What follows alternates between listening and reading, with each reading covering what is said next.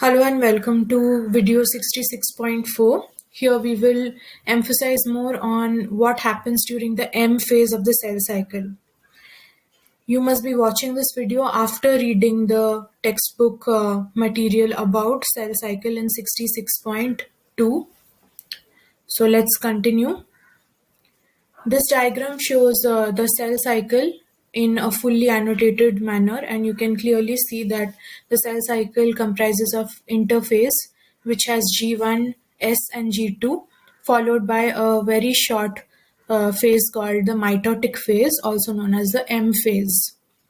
In this mitotic phase, you can clearly see that there are two subphases, that is mitosis and cytokinesis.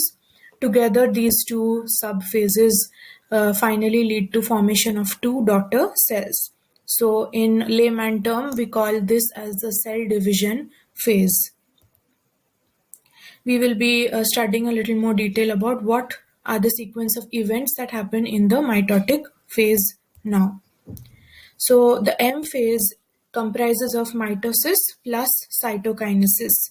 This is something that we need to put down in our notes because most of the time we confuse thinking that mitosis is the M phase, but actually mitosis is a part of the M phase. Note how it is represented in the diagram once again, and if required, you can pause the video here and sketch the cell cycle diagram roughly in your notes. Let's look at little more details. So keep in mind that mitosis is a process of cell division that happens only in eukaryotic cells. Therefore, we say that in M phase, first karyokinesis happens. Karyo means the nucleus. Kinesis means splitting and separating into two. So first the nucleus divides by mitosis, followed by cytokinesis, that is splitting of the cytoplasm equally into each daughter cell. Quick look at the meaning of karyokinesis and cytokinesis. Also a misconception alert, like I told you earlier. Remember that M phase is not mitosis. M phase is the cell division phase where mitosis happens, that is the division of the nucleus equally into two copies for each daughter cell will happen in mitosis. After the nucleus division is commenced, then the cytoplasmic division happens, which is the cytokinesis. What is mitosis? So mitosis is clearly the division of the nucleus into two equal copies, which will later become parts of the two daughter cells. So we say that in mitosis, a mother cell or any parent cell divides into two identical daughter cells, which is because the genetic material of each of these daughter cells are exact copies of each other. Conventionally, mitosis is divided into four substages, and one easy way to remember these substages in the correct sequence is PMAT. So P stands for prophase, M stands for metaphase, A stands for anaphase, and T is telophase. Remember that four of these substages will happen in this sequence only. And after the telophase stage is completed by the cell divides its cytoplasm around the nucleus, and that is called the cytokinesis. In some cases of animal cells, cytokinesis overlaps with telophase. That is, while the cell is undergoing telophase, cytokinesis also happens simultaneously. Whereas in some cases of animal cells, after telophase is complete, cytokinesis initiates. In case of plant cells, the cytokinesis looks slightly different than animal cells, which we will cover towards the end of this video. Let's look at the first part of the mitosis. So this is the phase where the nucleus is preparing to divide. So in prophase, we know that before prophase, the cell was at interphase. At interphase, the cell had duplicated its DNA into two copies of whatever it had. So if the cell had two chromosomes, it has divided its DNA inside this chromosome into 4 DNA molecules. Right now on screen we have a cell which has 1, 2, 3, and 4 chromosomes. If you notice, 2 chromosomes are in red and 2 are in blue.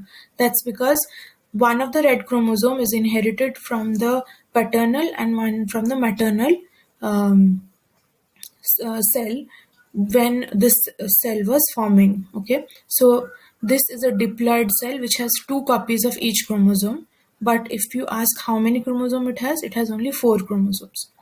Now in early prophase, what happens is the centrosome, or the region where the centrioles are found, will first divide into 2. This is early prophase.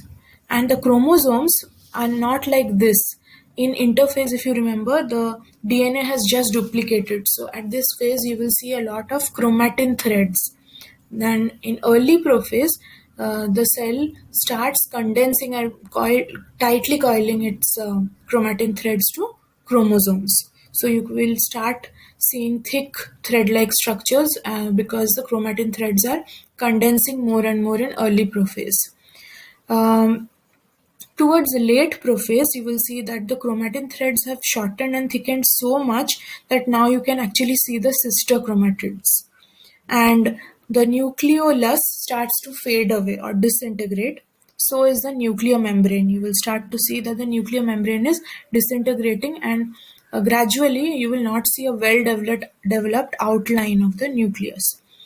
Look at the centrosomes at late prophase. Here you can actually see that the centrioles are growing thread-like structures out of the centrosomes. These are microtubules which are later going to become the spindle fibers. So beginning of spindle fiber formation is happening at the late prophase. You can pause the video and take a look at these diagrams. You will also need to look at this diagram from your reading material to sketch notes later. So continue watching the video and you can re-watch to take notes after completing the whole video viewing. The next stage that the cell enters in mitosis is metaphase. Here, the chromosomes are aligned to the center or the equator, which is also called the metaphasic plate of the cell. At this point, you will see that there is no nuclear membrane, so you can't differentiate between what is nucleus and what is cytoplasm, because all the chromosomes are towards the metaphase plate and the nuclear membrane is completely disappeared. This phase is called meta because chromosomes come to the middle. Meta means the middle of the cell. So you will notice that the spindle fibers from the centrioles have successfully reached the opposite poles of the cell, and from there they have sent out, the centrioles have reached the opposite poles, and they have sent out spindle fibers which are now attached to the centromeres. These are the centromeres of the chromosomes, and the spindle fibers have attached to these centromeres, spindle fibers from the centrioles. After attaching to the centromere, you will notice this is what happens. After metaphasic arrangement of these chromosomes are done, now the centrioles sending spindle fibers will contract, means they will pull the spindle fibers. When spindle fibers are pulled, this is what happens. The sister chromatids get separated. And now the cell is ready to enter its anaphase. At anaphase, because of spindle fiber contracting on opposite poles of the cell, the sister chromatids are separated and they move to the two opposite poles of the cell. Spindle fibers are nothing but microtubules projected from the centrioles. Keep that in mind. After the sister chromatids have successfully equally been divided and moved to the opposite pole, now the cell enters into its telophase stage.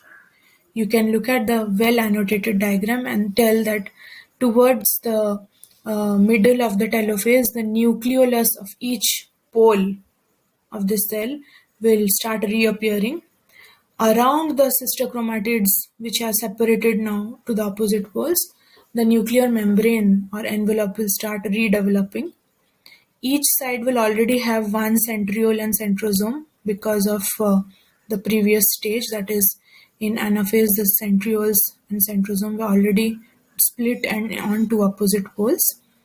And simultaneously you will see that cytokinesis has begun, that is cytoplasm has begun to divide and surround each daughter cell, so each daughter nucleus. You can clearly see the chromatids after separation have now become two daughter nuclei with their own nuclear membrane and nucleolus. You are also noticing that cytokinesis has begun.